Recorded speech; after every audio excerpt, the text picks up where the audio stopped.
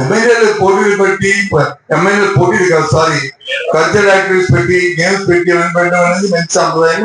అందులో ఎవరికి ఏ విధమైన అభిప్రాయం అనేది మేము కూడా సపోర్ట్ చేస్తాం.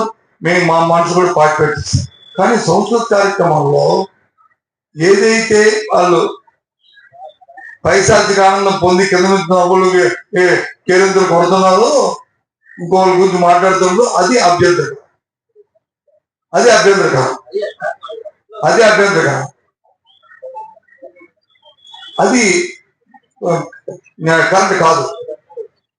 కరెక్ట్ కాదు. ఇవాళ అవుతారు, రేపు ఇంకోళ్ళు అవుతారు. గౌరవాన్ని ఇచ్చిపుచ్చుకోవాలి తప్ప ఆ రకంగా చేయడం అనేది అది సాంప్రదాయం కాదు. నేను కేరింత కొడుకు ఏమని నిన్ను బెల్లం వచ్చి నేను వచ్చి చూపెట్టి బెల్లం కొడితే తప్పు కాదు.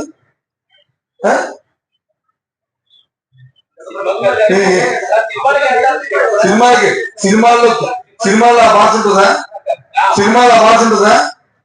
భాష ఉంటుందా? ఏంటది? మీరు అడిగారు కాబట్టి చెప్తున్నాను. నేను ఇప్పుడు వచ్చి మాట్లాడలేదు, కానీ నాకు చాలా అభ్యర్థిగా ఉండేది. సెషన్లో మాట్లాడుకోవాలి, కానీ మీరు అడిగారు కాబట్టి నేను మాట్లాడతాను.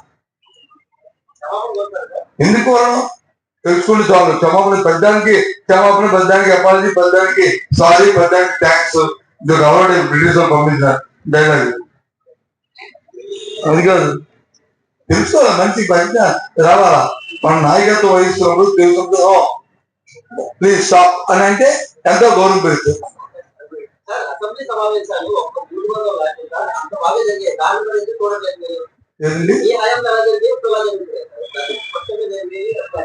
ఏడ్స్ వస్తుంది.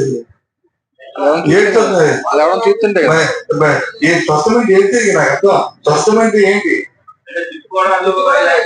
ఎక్కడ నువ్వు అందరూ ఒకే పార్టీ ఉన్నారు కాబట్టి తిట్టుకోవడం లేదు.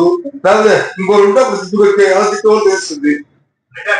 అది కాదండి, సాంప్రదాయం కోసంలోనే భాష మారుతుంటుంటే నేను రిక్వెస్ట్ చేసి అభ్యర్థులు పెట్టి మేము అబ్జెక్ట్ చేస్తే ఆపారు కదా.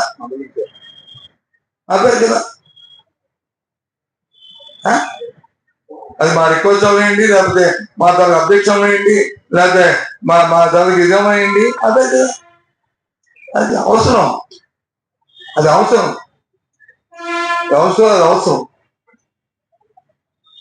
ఒకరికొకరు గౌరవం ఇచ్చి పుచ్చుకోవడం. ఎందుకంటే శాసనసభలో కానీ, శాసనమండలిలో కానీ, పార్లమెంట్ లో కానీ, రాజ్యసభలో కానీ, లోక్సభలో కానీ, రాజ్యసభలో కానీ ఎవరికి వ్యక్తిగతమైన వ్యాసాలు, వ్యక్తిగతమైన ఇవి ఉండవు. అందరూ కూడా ప్రజల కోసమే పోరాడుతుంటారు. ప్రజా శ్రేయస్ కోసమే వచ్చిన వ్యక్తులు. కాబట్టి ఆయా సంస్థల మీద వాళ్ళ విధానాల ద్వారా పార్టీ విధానం చెప్తారు.